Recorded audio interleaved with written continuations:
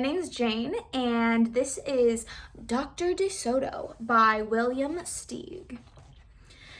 Dr. de Soto, the dentist, did very good work, so he had no end of patients. Those close to his own size, moles, chipmunks, etc., sat in the regular dentist chair. Larger animals sat on the floor, while Dr. de Soto stood on a ladder. For extra large animals, he had a special room, where Dr. de Soto was hoisted up to a patient's mouth by his assistant, who happened to be his wife. Dr. de Soto was especially popular with big animals. He was able to work inside their mouths, wearing rubbers to keep his feet dry, and his fingers were so delicate, his drills so dainty, they could hardly feel any pain. Being a mouse, he refused to treat animals dangerous to mice, and it said so on his sign. When the doorbell rang, he and his wife would look out the window. They wouldn't admit even the most timid-looking cat. One day, when they looked out, they found a very well-dressed fox with a flannel bandage around his jaw. "I cannot treat you, sir," Dr. de Soto shouted. "Sir, haven't you read my sign?" "Please," the fox wailed, "have mercy, I'm suffering." And he wept so bitterly, it was pitiful to see. "Just a moment," said Dr. de Soto.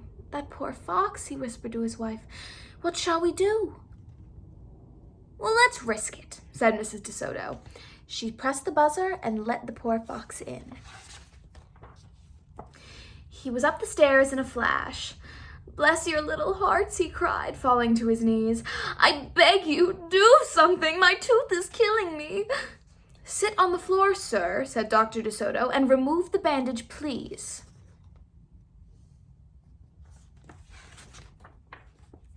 Dr. de Soto climbed up the ladder and bravely entered the fox's mouth. "Oh, wow!" he gasped. The fox had a rotten bicuspid and unusually bad breath. "This tooth will have to come out," Dr. de Soto announced, "but we can make you a new one."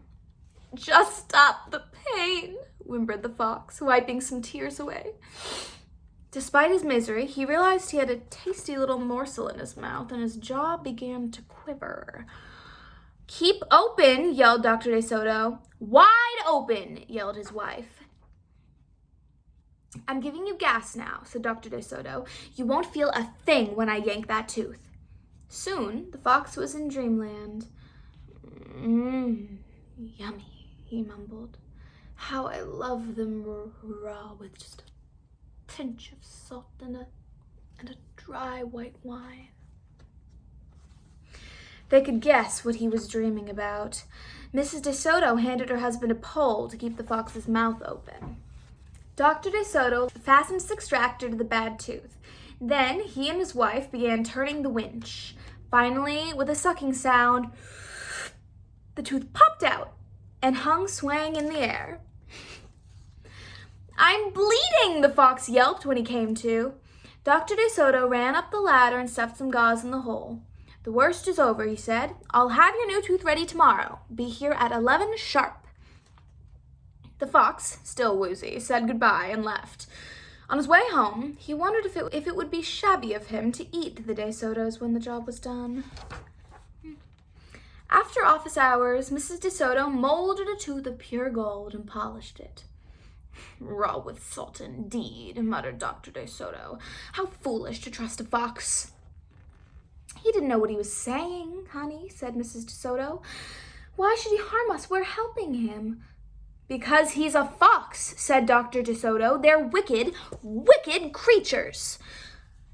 That night, the de Sotos lay awake worrying. "Should we let him in tomorrow?" Mrs. de Soto wondered.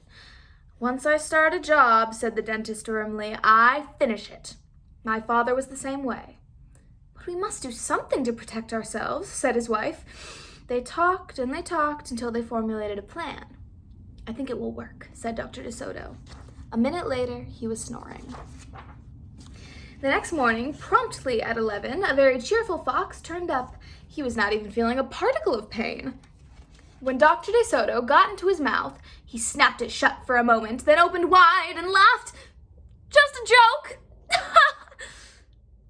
"Be serious," the dentist said sharply. "We have work to do."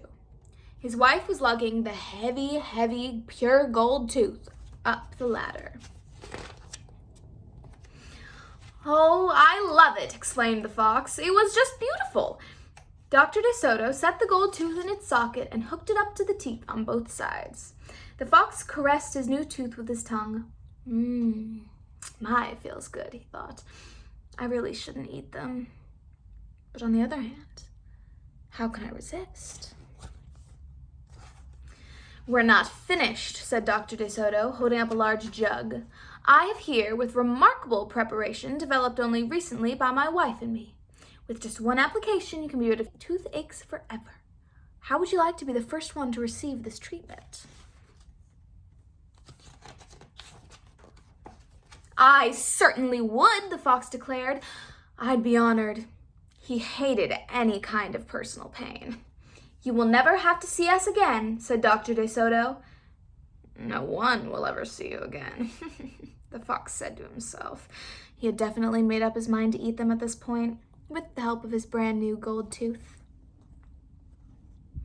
Dr. De Soto stepped onto the fox's mouth with a bucket of secret formula and proceeded to paint each tooth. He hummed as he worked. Mrs. De Soto stood by on the ladder, pointing out spots he had missed. The fox looked very happy. When the dentist was done, he stepped out. "Now, close your jaws tight," he said, "and keep them closed for a full minute." The fox did what he was told.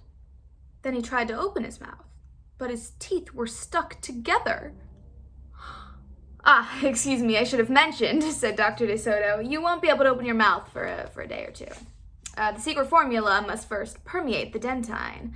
But don't worry, no pain ever again." The fox was stunned. He stared at Dr. De Soto, then at his wife. They smiled and waited. All he could do was say, "Thank you very much," through clenched teeth, and get up and leave. He tried to do so with dignity. Then he stumbled down the stairs in a daze. Dr. De Soto and his assistant had outfoxed the fox. They gave each other a kiss and took the rest of the day off. The end.